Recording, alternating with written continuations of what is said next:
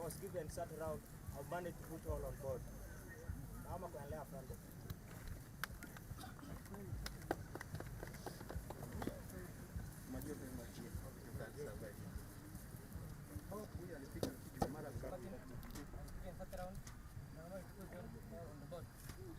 I'm recruit Wambi Derek, section commander, assault team.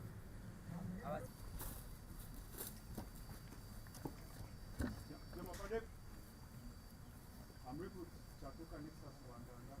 I was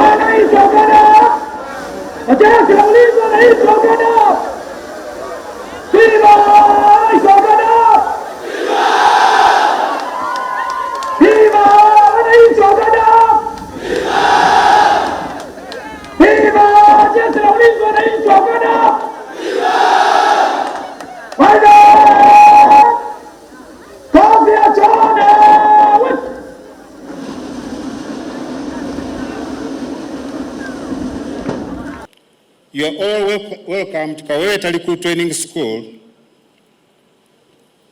I'm Brigadier General Bwana Geoffrey Olimbwa and the commandant of this school. Recruits before us reported here 36 weeks ago, and we have trained them up to today, where we are going to witness their passing out. It's my honor to stand before you today on this proud and significant occasion. To this important cohort of recruits as witnesses to see their magnificent pass out. These graduates, as they stand before us here in uniform, they are not just the same individuals as they reported here.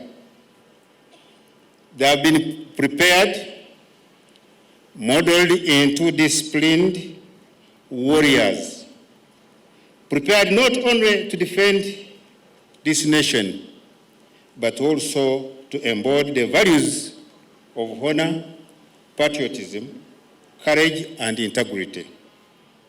In their journey, it has been filled with challenges, obstacles, and moments of self-doubt, but it is through this that they have captured, they have conquered, and that's why we are here today to witness their pass out. Your Excellency, our instructors under the leadership of Lieutenant Colonel Jacob Job Mugarura, and who is the operating commander today, have played a critical role in nurturing these recruits, guiding them in tactical and technical aspects. Equally, my fellow commanders from these different 5 schools that were mentioned by the MC, they have also played a very big role. To the families of these recruits, we owe you immense gratitude. Your firm support has been the foundation of their success. You stood firm as parents and guardians during the 9 months of their training. Today, as you witness their pass out and transformation, I hope you feel overwhelming sense of pride. To the graduates, the path ahead of you will demand even greater strength, commitment as you defend Uganda and beyond. You have learned lessons here to uphold the principles that guide the Uganda Peoples Defence Forces. Your Excellency and the Commander-in-Chief of the Uganda Peoples Defence Forces and the guests, as you celebrate this proud moment of passing out of our recruits, it is imperative that you acknowledge and extend our deepest gratitude to the leadership of the Uganda Peoples Defence Forces. As you saw from the demonstrations and the parade, it shows that these recruits have been fully supported from the word go to today.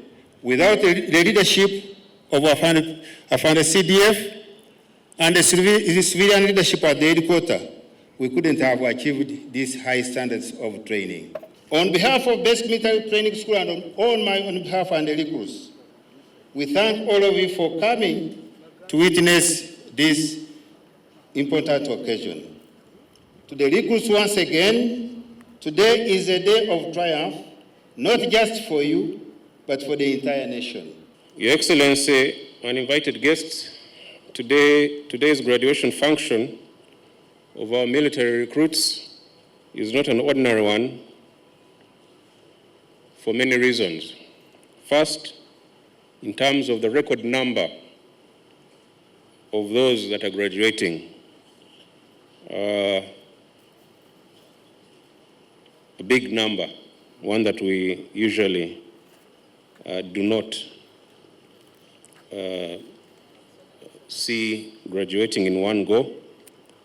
Second, the hybrid nature of the occasion, with slightly over a third of the total recruits physically present here and the rest participating virtually through the screens that you've been seeing.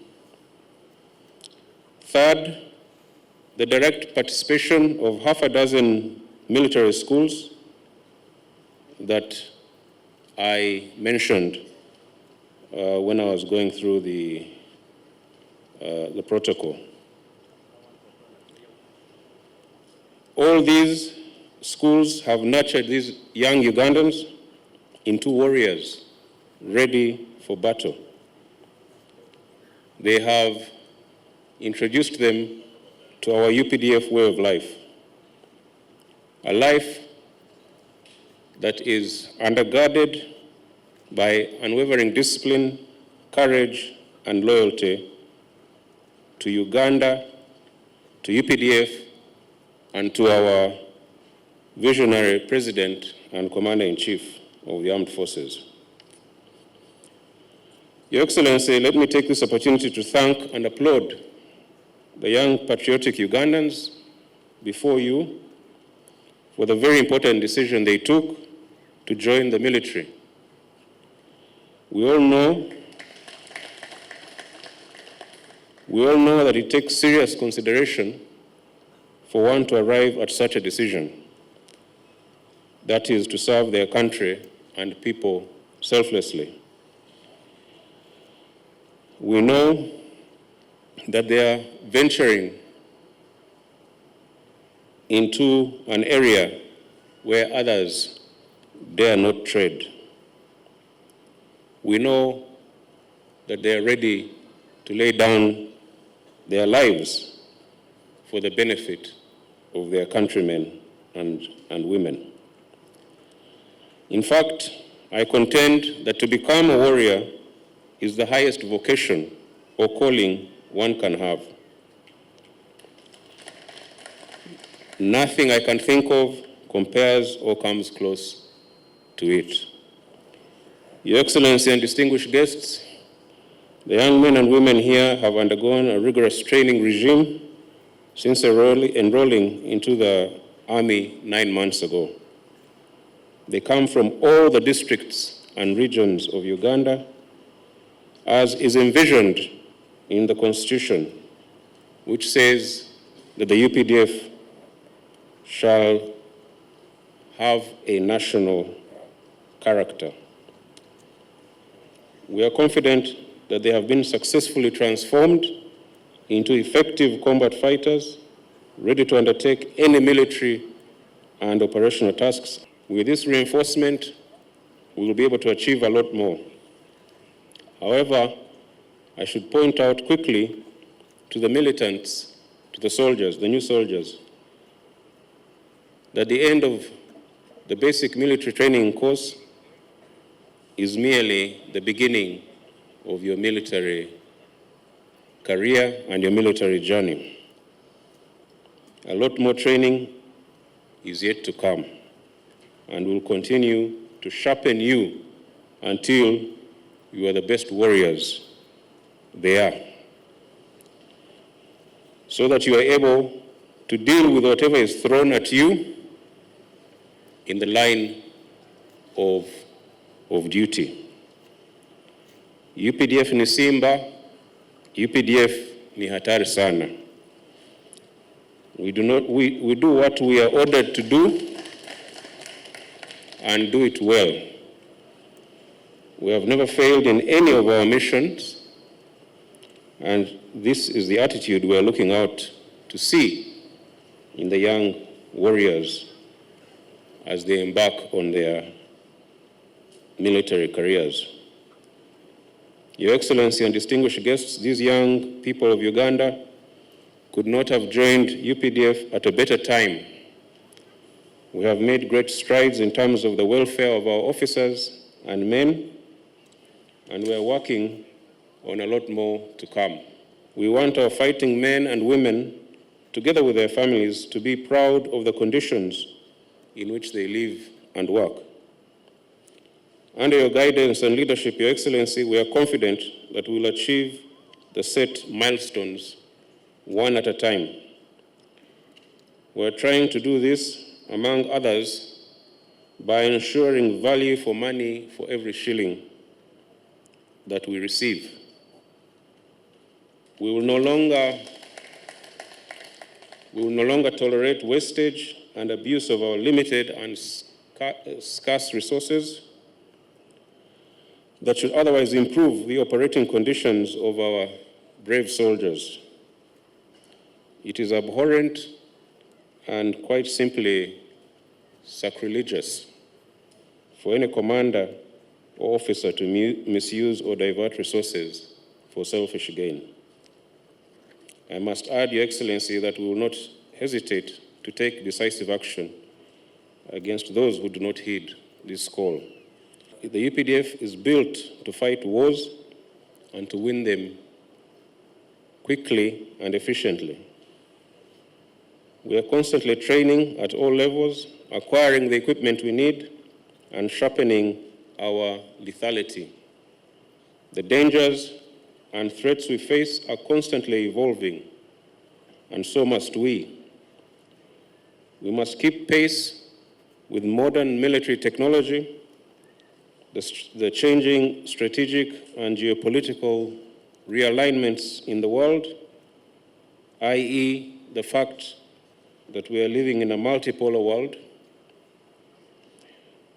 We must keep pace with internal and regional dynamics. We must continue dealing with all sorts of extremist groups, and we must think about other challenges that are non-military, like climate change.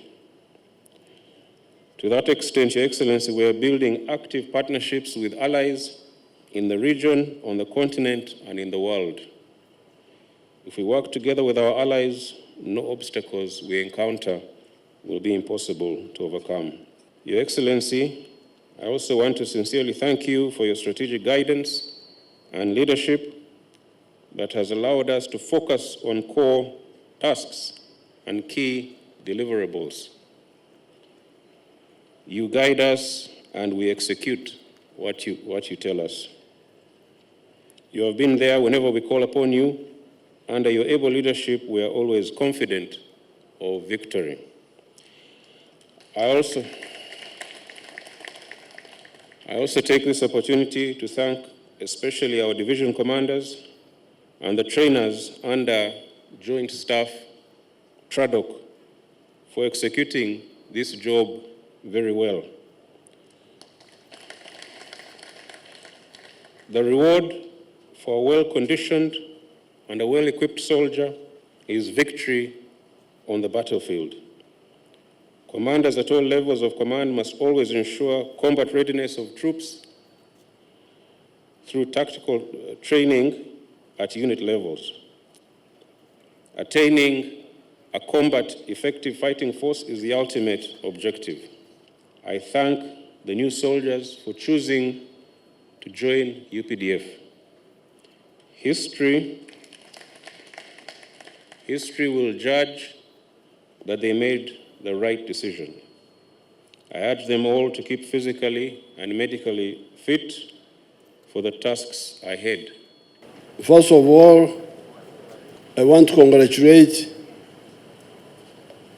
the young soldiers for doing a good job in training, and at the end of my few remarks, I will pass them out.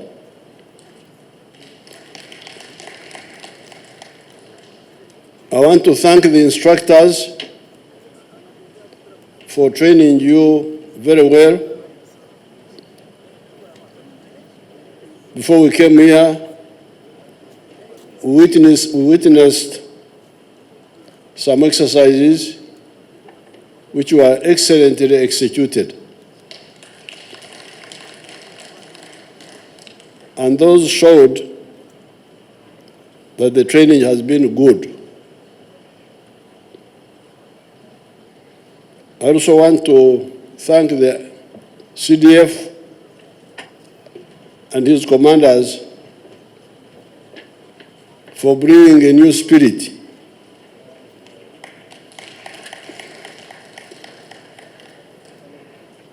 in the UPDF. New spirit of fighting corruption, which was beginning to show up in the army, and emphasizing professionalism and lethality of the army. The army must be lethal.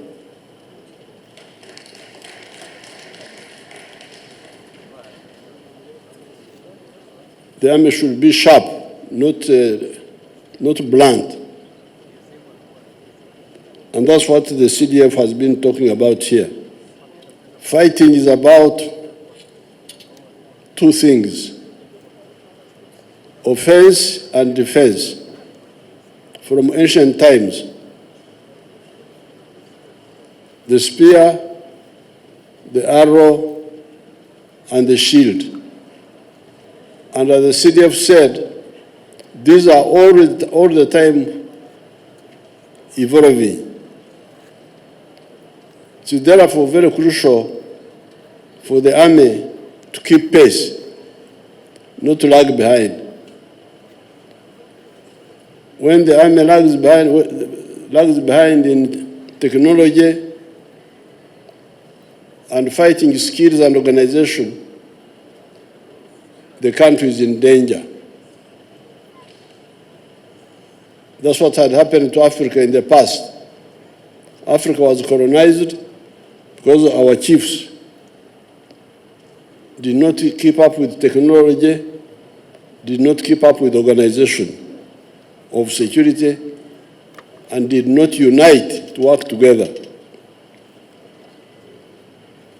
So therefore, I'm very happy with the CDF's emphasis on professionalism and enhancing lethality. I'm therefore very happy to see all these new ideas, including this one, because in the past we used to spend a lot of time. I remember in 1979,